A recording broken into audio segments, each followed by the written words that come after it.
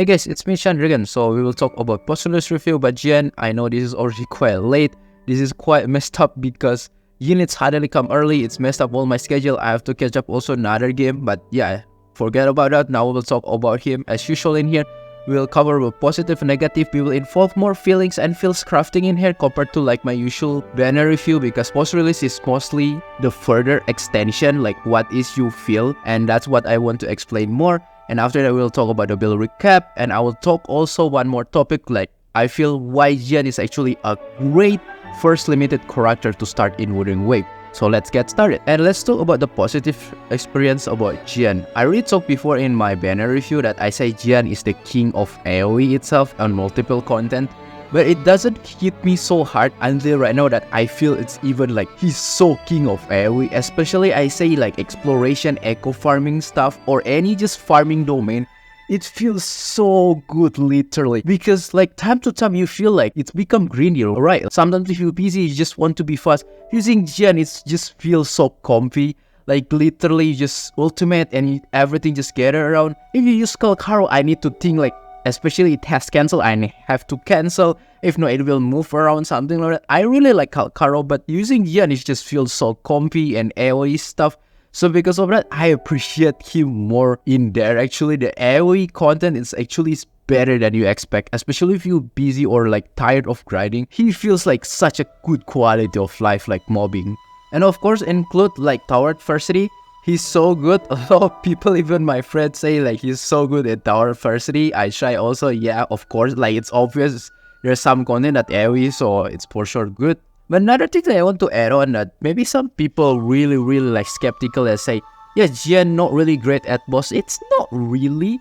Basically, he's still great at boss. But of course, if you choose another option, there's still another option that better, let's say like dungeon. But in the end, if you want to use him, he's actually still doable. I use like him in difficulty 1 to 4 without any problem. And even like, it's not even properly built. So I think if I have properly built with the right level, I can still carry using Jiyan. It's not like he's so downfall that he cannot even defeat one-on-one boss. No, I think he even can clear difficulty 6 without any problem.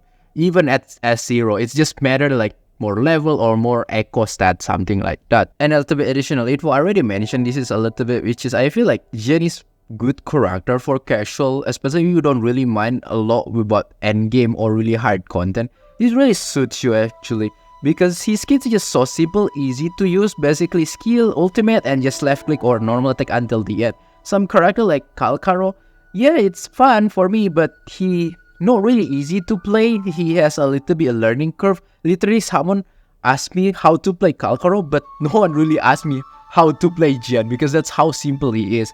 So I think if you really like casual, I think he's quite a good character that suits you. And let's move into negative experience about Jiyan.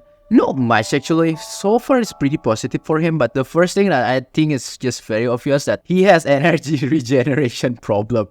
You cannot just put like 100%. You need to add. It even feels good when you have above 140% to 150%. Below that, it still feels cringe. At least in my rotation, it just feels so cringe. So yeah, you need energy regeneration configuration, and it not really great sometimes if you have a bad stat. And yeah, then you maybe put main stat energy regen for, if not, it will not feel nice to play.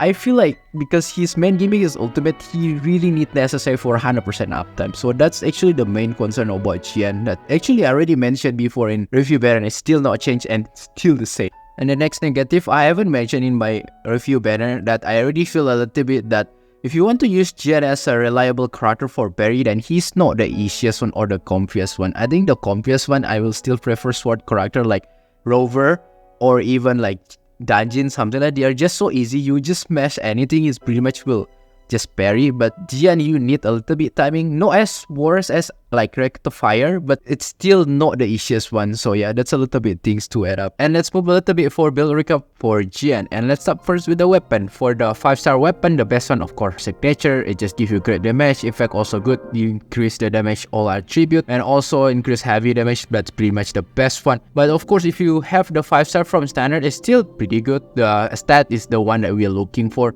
Lustrous Razor. It gives you attack and attack. Both of them is pretty good. Increase energy regen. Yeah, need this so much, so that's actually good. And other than that, for the 4-star itself, I will start with the free-to-play. The free-to-play we can just simply craft, which is the Broadblade 41. This is actually good too for a free-to-play because of course it gives you energy regen as a substat. And also the effect is good as long your HP is above 80%, then this is actually still pretty good. And other than that, if you have the Helios Claver, maybe you get from the gacha, this is also still pretty good. The subset still attack, so it's double attack. Then also if you use resonance skill, you'll get attack increase, and it has couple of the sex, still pretty good for Jiyan. And if you pay battle pass, you can use auto trace. This is that we can say signature light of Jiyan itself, because gives you crit rate, effect also give you attack, still pretty good. And lastly, if you have Discord, this is still pretty much usable just because the energy gen. Right now, since we still echo farming, we don't really much get like perfect substat, then probably still lack of energy gen. This is can helpful for you, especially if you need energy gen. Of course, the effect not really that great, so still usable. And let's move to the echo section, and let's start first with the echo sets. The best one, of course, just very straightforward, this arrow set, which is here a Gale. 2-piece give you area damage by 10%, and 5-piece give you even more if you trigger intro skill. However, if you feel like it's too restrictive that you have to keep trigger intro skill, then you can go with the little bit flexible, which is this attack sets, the 5-piece of Lingering Tunes. 2-piece give you attack percentage, also 5-piece give you even more. However, take notes that they mention in the patch notes even that this set seems to be buggy. So I'm not really sure what, because I haven't built yet, and people confirm also this is quite bug. So if it's still bug, don't use it. And they say they will fix in the future. So I think for the comfy choice for right now, just go with the arrow sets for the, we can say, safest choice. However, if you don't have any solid 5-piece yet, just go with combined 2-piece. It's more flexible and still pretty much decent. You can just go with 2-piece of the Sierra Gale or arrow set with 2-piece of Moonlit to give more energy and Jiyan still need it. Or 2-piece of the Sierra Gale with this Lingering Tunes to give you more attack. And for the Echo main sets, it very depends on what format. If you go with the format 4-3-3-1-1, then of course in here the 4 cost is depends. If you need crit rate, then go for crit rate. If you need more crit damage, then go for crit damage. But just make sure your crit rate is above 50%, then you can go with crit damage afterward. And for the 3 cost, of course both of them, it will be arrow damage bonus. However, if you still feel like you lack of energy, then go with the 1-piece arrow and 1-piece energy. And if you wonder how much energy that he needs, I already say it's very depends on your rotation. But in my case, I think the comfy number is 140% to 150%. Attack percentage also can be a decent alternative just because it's hard. Like me also, I still put attack in here, so it also can be. And for the 1 cost, of course, just go with attack. For the format 4-4-1-1-1, then for sure, the 4 cost is either double crit rate or double crit damage or 1 crit or 1 crit damage. And for the 1 cost, just go with the attack. It's just very simple. And for the subset, of course, the priority first is crit rate, crit damage, and followed by energy gen. Those 3 is your top 3 priority. Other than that, like attack percentage, heavy attack damage bonus, resonant liberation, even resonant skill is pretty much already acceptable. And just a little bit tips in here for Jiyan, especially if you don't want to waste to use your ultimate just for one enemy, just simple one mode. You can just simply do the cancel of his heavy attack and just keep spamming. So probably some of you already know, basically just keep holding your basic attack, so basically performing the heavy attack, pause a little bit, heavy attack, pause a little bit, heavy attack, something like that, and you will have the continuously heavy attack until you have run out of stamina. And let's move to the team comp that I like to use. So this is mostly my personal preference. The best one that I think, of course, still Jiyan, Mortavi, and Fairy Knight. It's just like they work so well in most of the content. Just because this Mortavi effect, of course, buffing heavy damage, and that's what Jiyan needs. And this feels, I think, the best one of everything. It's very easy also to trigger the outro and intro skill for Jiyan itself. So very easy for you to utilize overall of his kit. But other than that, I still like to using also recently Jiyan with Yinlin and Farina. This is mostly because all of them is just good by individually, but still works because Yinlin still buff Resonance Liberation, so Jiyan still get some of the buff itself. Not as much as Mortapi, but still pretty much a nice addition.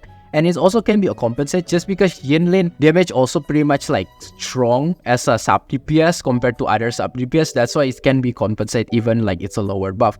Other than that, this one also my another favorite choice, which is Jiyan with Havoc Rover. Just because in here we just mostly prioritize like after Jiyan just move to Rover to Nuke and back to Farina, something like that. It makes more flexible that your rotation can be so messed up, and it's fine compared to this one. You cannot mess up your rotation, and even this one, but this one is just so flexible. That's why I like it. And yeah, that's everything about Jiyan that I want to talk. But let's move to our main cause, why I feel Jiyan is a great first limited character to start in Wuthering Waves. Like, I feel like Jiyan is type of character that he still get the incentive where he still feel like a limited character, where he has also something that he excelled. But he's not like super come to the point like all 1.0 content he will just slash everything becomes so easy. Because most of the gacha game, if they just have the launch release banner, usually they will make the first character like you feel like it's very necessary for you to get it.